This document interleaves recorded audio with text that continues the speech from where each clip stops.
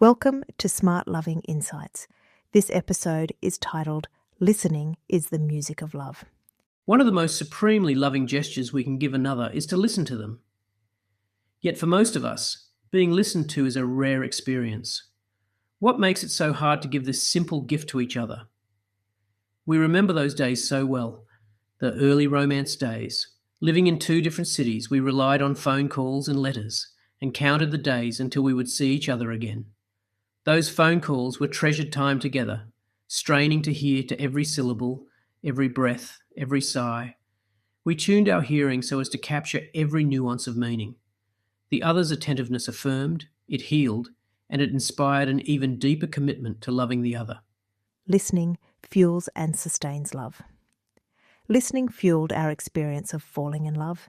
It also transformed that love from early infatuation into a love that knows the other for who they truly are. Listening has also sustained our love over decades and will continue to do so for more to come. Listening, truly listening to another, is a supreme act of love. When we are truly known, it meets deep emotional needs and nourishes our self-esteem. It lays the foundation for secure attachment in all our relationships from childhood into adulthood. It also provides the listener the opportunity to really understand the person who they are trying to love, in a manner that just doesn't happen in the daily talk centred around information sharing and efficient planning. To listen is a simple act, the act of being profoundly present. To be in the moment with the other person, attentive to them, exclusively. It is a whole-body endeavour, requiring not just our ears but also our consent, communicated through both our verbal and body language. Three things are essential to good listening. Firstly, we must recruit our attentiveness. This means attuning our attention, giving our full focus to the other. Eye contact, physically turning towards the other, removing distractions are all part of attentiveness. Mentally, we need to set aside our preoccupations so that we can use all our mental energy for the task. In practical terms, that means putting down the remote control and phone, turning off the telly or computer, closing the book or paper, and ceasing any other activity.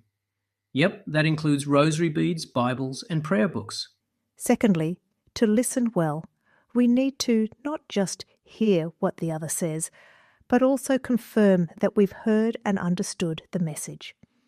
The message is always more than the word said. It often comes packaged in innuendo and red herrings. There is meaning embedded in the tone, in the emotional content behind the words, in the words not said or said badly. It's an active dance of discovery that requires us to respond and synchronize with the other's lead. Thus, all listening is a dialogue, an exchange. Good listeners seek to tenderly explore the person behind the words, to know who is speaking rather than what is being said. Thirdly, listening takes self-discipline. The discipline of restraining our advice, our opinion, our need to reply, correct or defend. This is especially challenging when the message of the speaker is one of complaint or one we find unfair, judgmental, or offensive in some way. Hard to imagine that ever happens to us, right? Problem solving can come later. The first task is just to listen, to connect. This is why self-discipline is key to good listening, because without it, we shortchange the opportunity it offers and pay the price for that later. There are many things that can challenge our marriage and make it harder than it should be. The art of listening is like a free pass to a better relationship.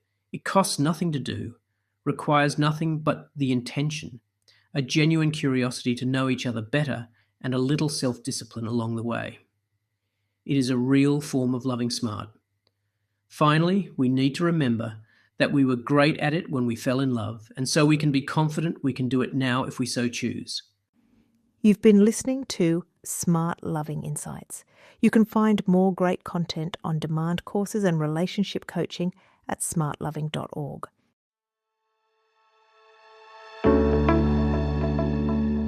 The Marriage Kit by SmartLoving is an online course for married couples wanting a lasting, passionate relationship. The course will allow you to grow in your understanding of each other and strengthen your bond with thought-provoking insights and practical skills. Research shows that relationship education can help you and your spouse improve your communication and conflict resolution skills, strengthening your relationship and reducing family breakdown. Gift certificates for the Marriage Kit are also available if you would like to purchase the course for a friend or family member and their spouse. Visit smartloving.org/marriage kit.